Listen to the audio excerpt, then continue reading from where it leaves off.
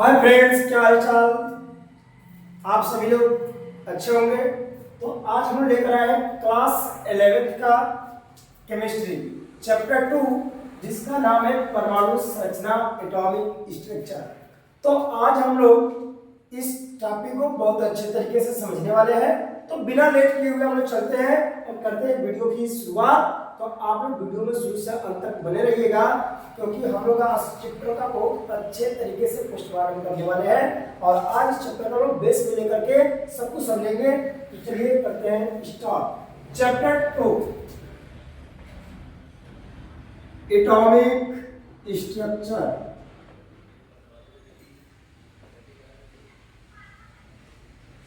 परमाणु संरचना।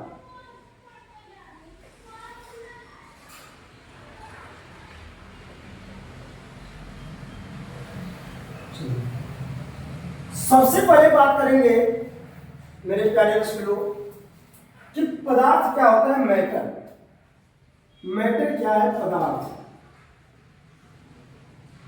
तो मैटर के बारे में अगर हम बोले तो मैटर होता है वे पदार्थ, वे सभी वस्तु जिसका पास कुछ क्या हो, द्रव्यमान हो, और जो क्या गिरती हो, स्थान गिरती हो।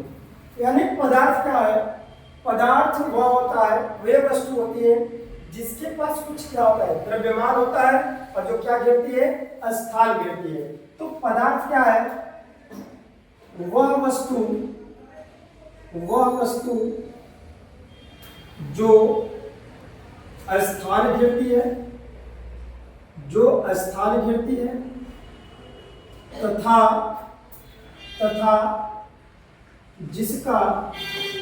जिसका द्रव्यमान होता है। कुछ ना कुछ क्या होगा, द्रव्यमान होता है।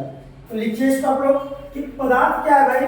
तो दुनिया में वे सारी चीजें, वे सभी चीजें जो क्या करती हो, स्थान घेरती हो, जिसके लिए कुछ स्थान चाहिए, और जो वस्तु स्थान घेरेगी उसके पास क्या होगा, द्रव्यमान होगा।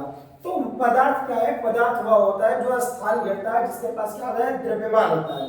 यानी जो जो चीजें स्थान घेर रही है, तो एक चीज याद रखिएगा कि जो वस्तु स्थान घेरी उसके पास क्या है, द्रव्यमान है। इसका उल्टा भी सही है। अगर किसी वस्तु के पास द्रव्यमान है, वो द्रव्यमान वाली वस्तु क्या करेगी, स्थान घेरेगी। चीजें क्लियर हो गई? चलिए क्लियर हो गई। अब हम बात करते हो पदार्थ को लेकर के ना, अलग अलग लोगों के मन में अलग अलग विचार आया कि यार वास्तव में जो पदार्थ, जो चीज है, पदार्थ नामक ये जो चीज है, कि बना किससे है।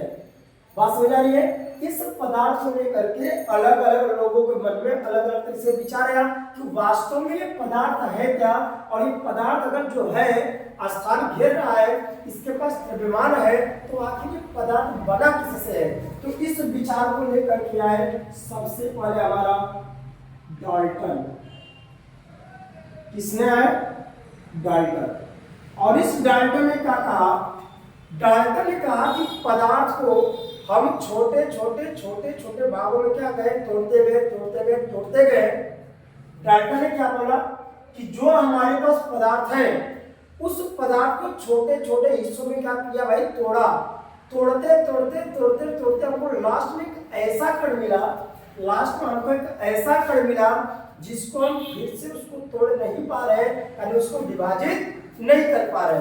यानी सिंपल कहने का मतलब ये है कि अगर मान लीजिए मेरे पास ये पेन है मेरे पास, अगर इसको हम काटते गए तो लास्ट में हमको एक ऐसा कण मिलेगा, एक इतना सूक्ष्म कण मिलेगा, जिसको हम चाह करके भी तोड़ नहीं सकते। तो डाल्टन ने क्या बोला कि पदार्थ का वह सबसे छोटा कण जिसको हम काट रहे हैं, लास्ट में जो सबसे छोटा कण मिल रहा है, उसी को डाल्टन ने बोला कि पदार्थ का वह सूक्ष्मतम कण जो अविभाज्य होता है, जिसे हम विभाजित नहीं कर सकते हैं, और उसको उन्होंने नाम दे दिया एटम, परमाणु। यानी डाल्टन का कहने का मतलब था कि जो पदार्थ है वो पदार्थ परमाणु से बना होता है। किससे बना होता है? परमाणु से होता है। और परमाणु क्या है? परमाणु पदार्थ का, परमाणु जो है पदार्थ का अति सूक्ष्म यानी बहुत छोटा, अति सूक्ष्म और अविभाज्य कण है, अविभाज्य कण है। क्लियर है? तो आपको ये चीज आ गई आखिर पदार्थ किससे बना हुआ है, तो इसको सबसे पहले आपको कौन बताया, डाल्टन। डाल्टन बोला कि भाई जो पदार्थ है, इन्होंने कहा कि अगर हम पदार्थ को काटते जाए तो लास्ट में इतना छोटा कण मिलेगा, इतना छोटा कण मिलेगा जिससे हम विभाजित नहीं कर सकते, और वो पदार्थ का सूक्ष्मतम कण जो अविभाज्य है, जिससे हम विभाजित नहीं कर सकते, उसको नाम दे दिया परमाणु। परमाणु को हम बोलते हैं एटम। परमाणु क्या होता है बाबू, एटम होता है। और इन्होंने कहा कि परमाणु होता है एटम से बना होता है। किससे बना है, एटम से बना होता है। जो ए का मतलब होता है नॉट, ए का मतलब क्या होता है, नॉट। अटम का मतलब होता है डिविजिबल, टम का मतलब क्या होता है, डिविजिबल। मतलब नॉट का मतलब नहीं, डिविजिबल का मतलब है विभाजित करना। जिसको हम विभाजित नहीं कर सकते वो हमारा क्या है, परमाणु। क्लियर? परमाणु आपको क्या होगा, 100% याद हो जाएगा, हमको विश्वास है। अब बात करते हैं बाबू कि इस परमाणु को लेकर के डाल्टन के मन में क्या आया, कुछ विचार आया, और इन्होंने इस परमाणु पर अपना कुछ सिद्धांत दिया। और अगला टॉपिक है हमारा डाल्टन का परमाणु सिद्धांत। डाल्टन का परमाणु सिद्धांत। तो अगला टॉपिक हमारा आएगा डाल्टन का परमाणु सिद्धांत।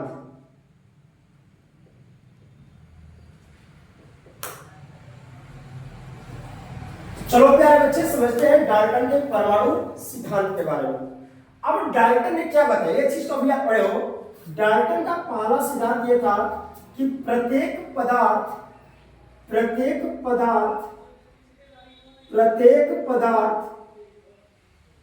बोले तो तत्व अत्यंत सूक्ष्म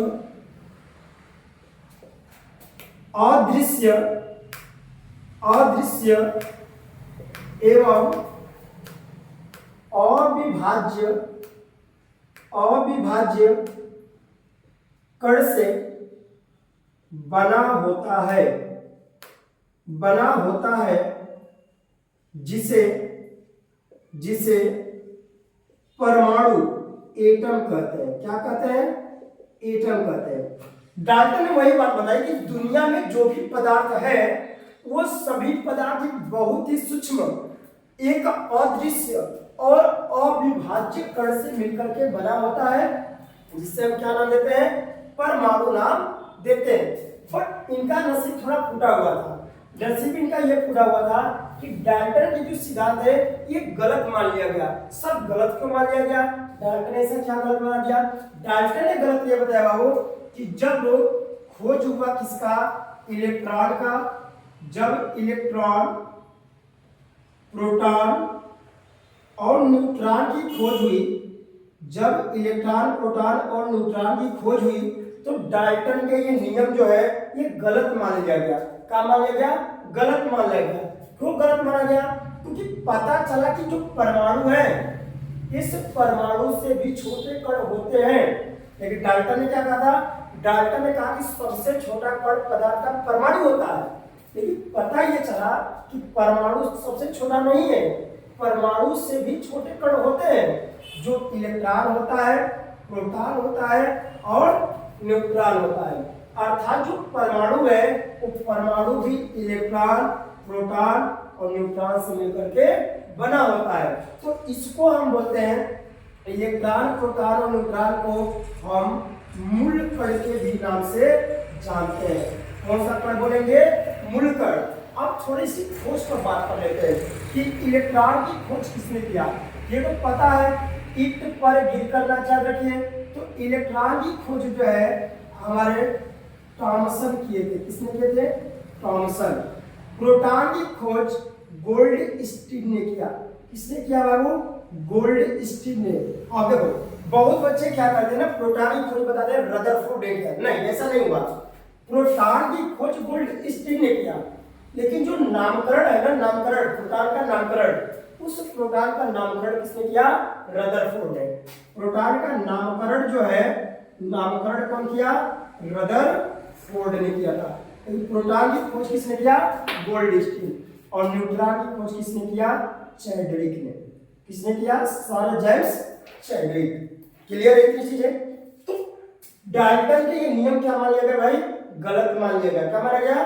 गलत मान लिया गया। ठीक। दूसरी बात, दूसरी चीज हमारी ये आती है, दूसरी चीज आती है कि किसी तत्व के, दूसरी बात, दूसरा इनका सिद्धांत ये था कि किसी तत्व के, किसी तत्व के सभी परमाणु, किसी तत्व के सभी परमाणु एक समान प्रकृति के होते हैं। एक समान प्रकृति के, एक समान प्रकृति के होते हैं। एक समान प्रकृति के होते हैं। डाल्टन ने परमाणु को लेकर के अपना दूसरा सिद्धांत ये दिया कि किसी भी तत्व के जो सभी परमाणु होंगे वो एक समान प्रकृति के होते हैं। बात तो सही है। जैसे आप हाइड्रोजन को ले रहे हो तो हाइड्रोजन एक क्या है? पदार्थ है। उस हाइड्रोजन के अंदर जितने भी कण होंगे, जितने भी परमाणु होंगे, सभी हाइड्रोजन वाला ही तो होगा। बात समझ आ रही है? किसी तत्व के सभी परमाणु, यानी हाइड्रोजन को आप ले रहे हो तो हाइड्रोजन के अंदर जो भी कण है, जो भी परमाणु उपस्थित है, वो सभी क्या है? हाइड्रोजन वाला ही तो है। इनका कहने का मतलब यही था। लेकिन हुआ क्या बाबू कि इनका ये भी नियम जो है ना फ्लॉप हो गया, गलत मान लिया गया। सर गलत क्यों माना गया? गलत इसलिए माना गया क्योंकि जब खोज हुआ किसका? समस्थानिक का। किसका खोज हुआ? समस्थानिक की खोज के बाद इनका ये नियम क्या हो गया भाई? गलत हो गया। सर गलत क्यों हो गया? क्योंकि अगर मान लीजिए हम हाइड्रोजन को ले रहे हैं तो इनके हिसाब से हाइड्रोजन के अंदर जो भी परमाणु है ना, वो सभी परमाणु हाइड्रोजन वाले ही होने चाहिए। लेकिन आपको पता होगा कि हाइड्रोजन के समस्थानिक जो होते हैं 3 होते हैं। एक पढ़े हो 1H1 होता है, 1H2 होता है और 1H3 होता है। और यहाँ पर क्या हुआ भाई कि जो हाइड्रोजन है, ये हाइड्रोजन सभी का प्रकृति क्या है? अलग अलग है। लेकिन इनके हिसाब से अगर आप हाइड्रोजन को देख रहे हो तो हाइड्रोजन के अंदर सिर्फ एक ही प्रकार का होना चाहिए, लेकिन यहाँ पर हाइड्रोजन की प्रकृति क्या हो गई? अलग अलग हो गई। इसलिए इनका ये भी नियम क्या हो गया? गलत मान लिया गया। बातें समझ में आ रही है? तो इनका कहने का मतलब ये था किसी तत्व के सभी परमाणु जो होते हैं एक समान प्रकृति के होते हैं। ठीक। समस्थानिक क्या होती है? समस्थानिक वो होते हैं जिसका परमाणु क्रमांक समान होंगे, यानी ऐसा तत्व जिनके परमाणु क्रमांक तो सेम होंगे, लेकिन उसका जो परमाणु भार होता है ना, एटॉमिक वेट होता है ना, वो अलग अलग होता है। वो हमारा समस्थानिक होते हैं। ठीक। तीसरा शर्त इन्होंने क्या बताया? तीसरा इन्होंने कहा कि विभिन्न तत्वों के परमाणु, विभिन्न तत्वों के परमाणु, विभिन्न तत्वों के परमाणु भिन्न भिन्न होते हैं। विभिन्न तत्वों के परमाणु भिन्न भिन्न यानी अलग अलग होते हैं। ये बात से तो सही लग रहा है। विभिन्न तत्व यानी अलग अलग तत्व ले रहे हो, हाइड्रोजन ले रहे हो तो हाइड्रोजन के अंदर जो भी परमाणु होंगे हाइड्रोजन वाले होंगे। आप सोडियम ले रहे हो तो सोडियम के अंदर जो भी परमाणु होंगे सोडियम वाले होंगे ना। तो इनका मतलब यह था कि विभिन्न तत्वों के परमाणु अलग अलग होते हैं। लेकिन बाबू ये क्या हुआ ना, जिनका ये नियम गलत माना गया। क्यों गलत माना गया? जब खोज हुआ समभारिक का। किसका? समभारिक का। तो समभारिक में क्या होता है कि परमाणु क्रमांक अलग अलग होगा। परमाणु क्रमांक अलग अलग हो जाता है, लेकिन परमाणु भार समान हो जाता है। यानी ऐसे तत्व जिनके परमाणु क्रमांक तो अलग अलग होंगे, लेकिन उनके परमाणु भार क्या हो जा रहे हैं? एक जैसा है, एक समान है। इसलिए उनका ये भी नियम क्या हो गया? गलत मान लिया गया। चीजें क्लियर है? चीजें क्लियर है। चौथी बात, चौथा चीज ये है बाबू, चौथा चीज ये है, इन्होंने बताया कि एक तत्व के परमाणुओं की, एक तत्व के परमाणुओं की कुल संख्या नियत होती है। एक तत्व के परमाणुओं की कुल संख्या नियत होती है। सर इसका मतलब क्या है? इसका मतलब यह है, आप पढ़े होंगे द्रव्यमान संरक्षण का नियम, पहले चैप्टर में आप पढ़े हो द्रव्यमान संरक्षण का नियम। और द्रव्यमान संरक्षण का नियम क्या कहता है कि किसी रासायनिक अभिक्रिया में जो अभिक्रिया से पहले परमाणुओं की संख्या होती है, अभिक्रिया के बाद परमाणुओं की संख्या उतनी ही होती है। ये तो आप चीज पढ़े हो। द्रव्यमान संरक्षण का नियम कहता है कि अगर कोई आप अभिक्रिया करा रहे हो तो जो परमाणु संख्या अभिक्रिया से पहले है अभिकारक में, उत्पाद में भी परमाणुओं की संख्या उतनी ही होती है। वही चीज उन्होंने कहा कि एक तत्व के परमाणुओं की संख्या क्या है, नियत है। जैसे अगर वे एग्जाम्पल की बात करें तो आप H2+O2 करते हो, अब बनाते हैं हम H2O और यहाँ पे क्या लगाते हैं 2। अगर आप हाइड्रोजन को देख रहे हो तो हाइड्रोजन का भार कितना हो गया बाबू, 2 हो गया। एक ऑक्सीजन का 16 होता है, 16 दूनी 32, 16 दूनी क्या हो गया 32, अब टोटल कितना हो गया 34। तो अभिकारक में टोटल परमाणु की संख्या कितनी आ गई 34।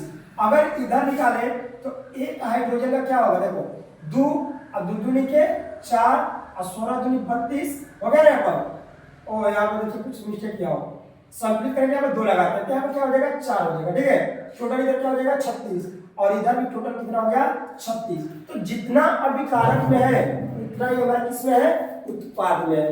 क्लियर हो गई। तो इसलिए हाँ, तो इनका चौथा नियम क्या था कि एक तत्व के परमाणु की कुल संख्या क्या होती है, नियत होती है, जो कि अभी मैं आपको समझाया हूं द्रव्यमान संरक्षण का नियम। और द्रव्यमान संरक्षण का नियम कहता है कि अभिक्रिया से पहले जो परमाणुओं की संख्या होती है वो अभिक्रिया के बाद भी उतना ही परमाणुओं की संख्या होती है। क्लियर। लेकिन इनका ये भी नियम गलत हो गया। सर गलत क्यों हो गया? जब आप इस क्लास से थोड़ा आगे बढ़ोगे ना तो आप पढ़े हो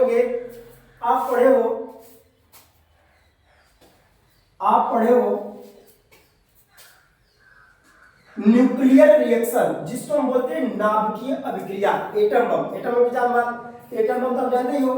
एटम बम के अंदर जो अभिक्रिया होती है ना, उसमें कुछ इस तरह की अभिक्रिया नहीं होती है, क्योंकि वहां पर अभिक्रिया से पहले कुछ अलग तरह के उत्पाद होते हैं और अभिक्रिया के बाद हमारा परमाणु की संख्या अलग हो जाती है, वहां पर नियत नहीं रहती है।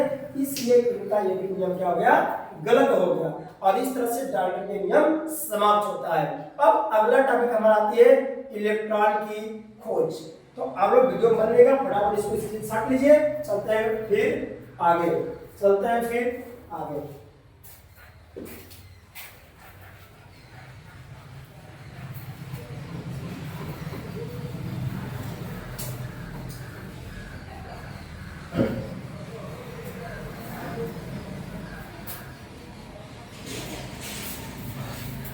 अब प्यारे बच्चों हम पढ़ने वाले हैं इलेक्ट्रॉन की खोज।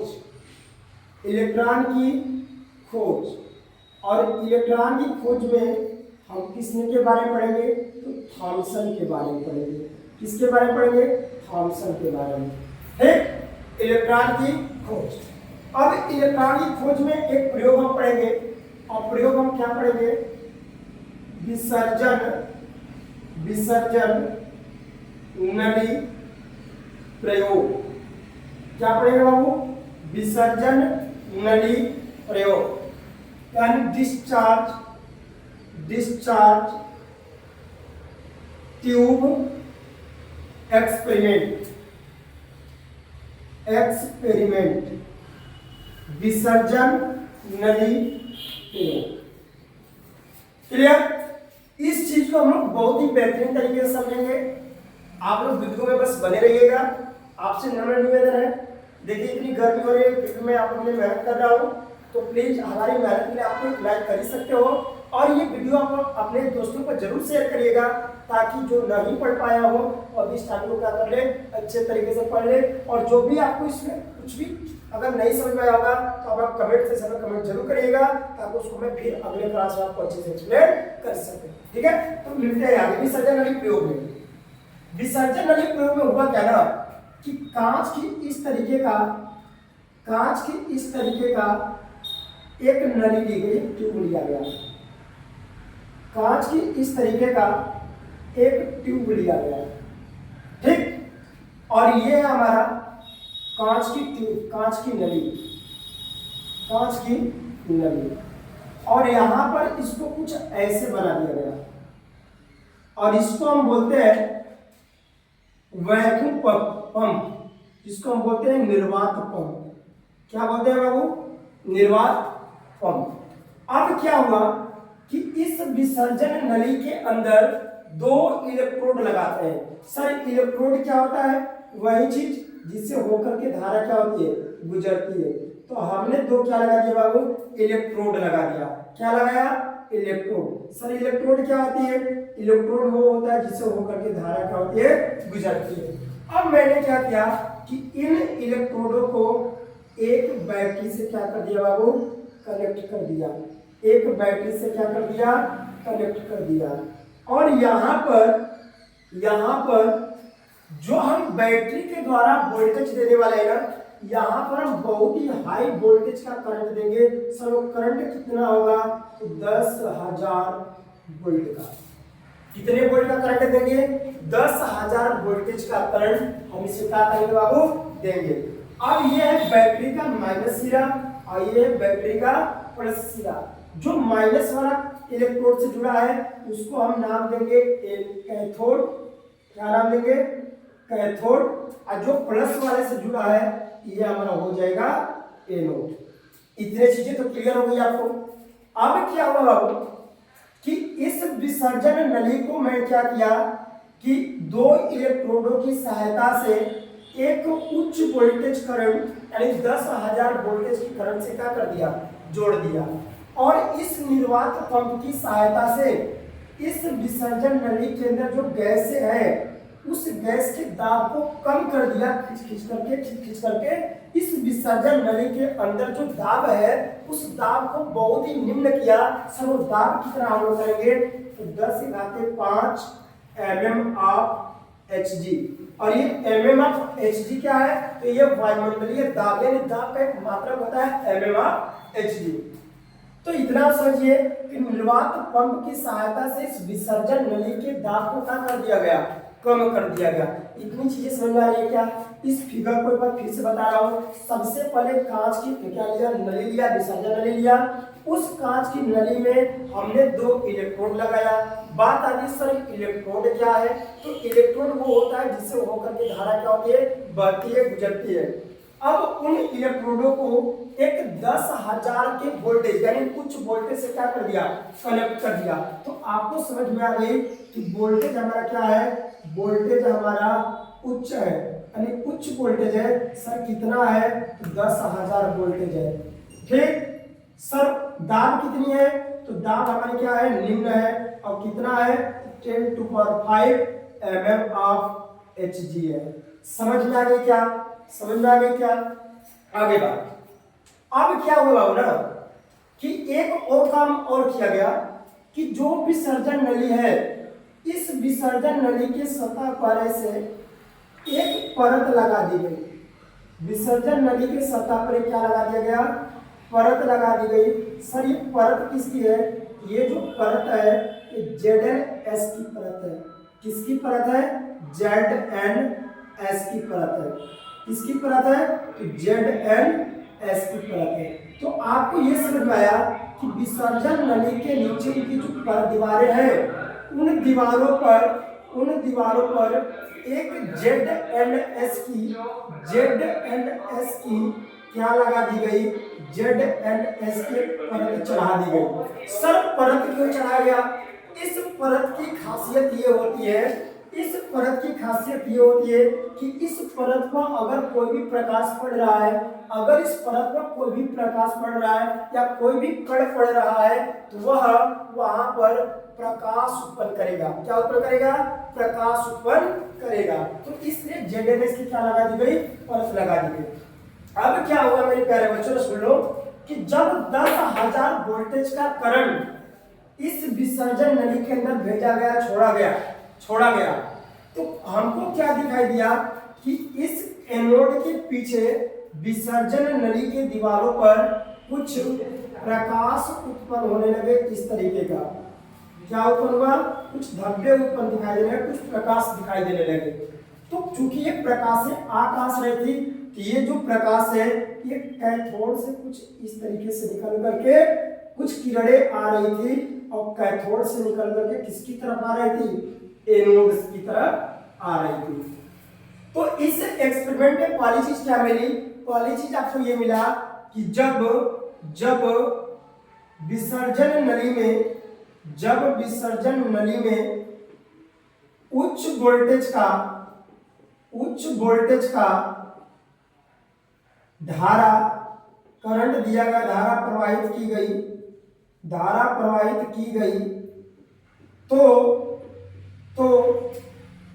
कैथोड से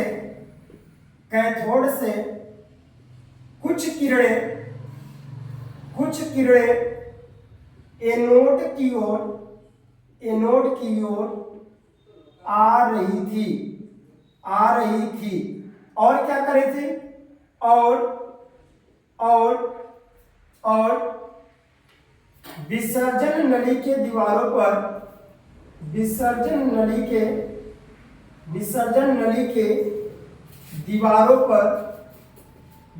पर प्रकाश उत्पन्न कर रही थी। प्रकाश मतलब तो धब्बा उत्पन्न कर रही थी। चीजें आपको समझ में आ गई क्या? भाई जैसे ही हमने हाई वोल्टेज का करंट दिया तो इस कैथोड से कुछ किरणें एनोड की ओर आने लगी। किसकी ओर आने लगी? एनोड की ओर आने लगी। और एनोड के पीछे जो विसर्जन नली की दीवारें हैं उन दीवारों पर प्रकाश उत्पन्न करने लगी। ठीक, चूंकि ये किरणें कैथोड से निकल करके आ रही है, इन किरणों को कैथोड किरण कहा गया। चूंकि ये किरणें कैथोड से होकर आ रही है,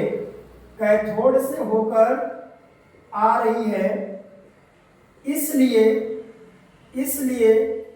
इन किरणों को कैथोड किरण कहा गया। कौन सी किरण कहा गया? कैथोड किरण कहा गया। राइटिंग आपको समझ में नहीं आ रही होगी तो मैं बोल रहा हूं, उसको लिख लीजिएगा, ठीक है ना? कह रहा है कि जब विसर्जन नली में उच्च वोल्टेज का धारा प्रवाहित की गई तो कैथोड से कुछ किरणें एनोड की ओर आ रही थी और विसर्जन नली के दीवारों पर प्रकाश उत्पन्न कर रही थी। चूंकि ये किरणें किससे निकल कर आ रही है? बाबा को फिगर में दिख रहा है कि किरणें तो हमारी कैथोड से आ रही है। किसकी तरफ आ रही है? एनोड की ओर। तो कैथोड से जो किरणें आ रही थी इसलिए इन किरणों को एक नाम दे दिया गया कैथोड किरण। क्लियर है? दूसरी बात सर, दूसरी चीज इसमें क्या दिखाई दिया? आप लिख रहा हूं, इधर जगह नहीं है। दूसरी चीज क्या हुआ कि इस विसर्जन नली के ऊपर एक एक्स्ट्रा में ऊपर प्लस रख दिया गया और नीचे क्या रख दिया गया? माइनस। एक्स्ट्रा प्लस और माइनस क्या रख दिया गया? एक्स्ट्रा प्लस और माइनस। इस विसर्जन नली के दीवार पर एक्स्ट्रा प्लस और क्या रख दिया गया? माइनस रख दिया गया, इस तरीके का। और जब किरणें इधर से निकल रही थी तो ये दिखाई दे रही थी कि कुछ किरणें प्लस की ओर क्या हो जा रही है? चली जा रही है। किसकी ओर जा रही है? प्लस की ओर जा रही है। अभी किरणें प्लस की ओर ही क्यों जा रही है? इसका तो आंसर आप बताओगे। इसका आंसर आपको पता है कि आखिर ये किरणें प्लस की ओर क्यों जा रही है? सर इसलिए जा रही है क्योंकि ये किरणें कैथोड से निकल रही है और कैथोड के ऊपर कौन सा आवेश है, माइनस है, अर्थात इन किरणों के अंदर जो है ऋण आवेश का गुण है, यानी माइनस का गुण है, और ये माइनस प्लस की क्या हो जा रही है, आकर्षित हो जा रही है। बातें समझ में आ रही है क्या? कैथोड पर क्या होता है भाई, माइनस तो होता है, एनोड पर क्या होता है, प्लस ही तो होता है। चूंकि किरणें कैथोड से निकल रही है तो इसके ऊपर माइनस चार्ज है, इसके अंदर माइनस का गुण समाहित है, और ये माइनस किसकी हो जाएगा, प्लस की हो। समझ में आ गया क्या? तो दूसरा चीज में क्या दिखा गया, दूसरा चीज में ये दिखा गया कि जब विसर्जन नली के ऊपर एक्स्ट्रा में प्लस और माइनस रखा गया, तो कैथोड किरणें प्लस की ओर मुड़ने लगी। किसकी ओर मुड़ने लगी बाबू, प्लस की ओर मुड़ने लगी। और यह है आपका विसर्जन नली प्रयोग, और इस तरह से हमारा होगा इलेक्ट्रॉन की खोज। इलेक्ट्रॉन की पोजीशन रहती है माइनस चार्ज, और ये किरणें किससे निकल रही है, माइनस से तो निकल रही है। तो इस तरह से हमारा होगा इलेक्ट्रॉन की खोज। हमारे हिसाब से आपको वीडियो बहुत अच्छा लगा होगा, एक एक चीज आपको समझ में आ गई होगी। अगर वीडियो आपको अच्छा लगा होगा, समझ में आएगा, प्लीज एक लाइक जरूर करिएगा, और कमेंट सेक्शन में अपना प्यारा सा कमेंट छोड़ कर जाइएगा, ताकि आपका एक प्यारा भाई, आपका जो भाई है, आपके लिए और बेटर से बेटर वीडियो बनाने का प्रयास करेगा। और जो भी चैप्टर का आपका डाउट होगा, जो भी हेडिंग का डाउट होगा, आप कमेंट सेक्शन में कमेंट जरूर करिएगा। उसके लिए मैं आपको जरूर अगले दिन वीडियो लेकर आऊंगा। तो आपसे मेरा नम्र निवेदन है, मिलते हैं अगले वीडियो में, तब के लिए bye, tata bye, good night.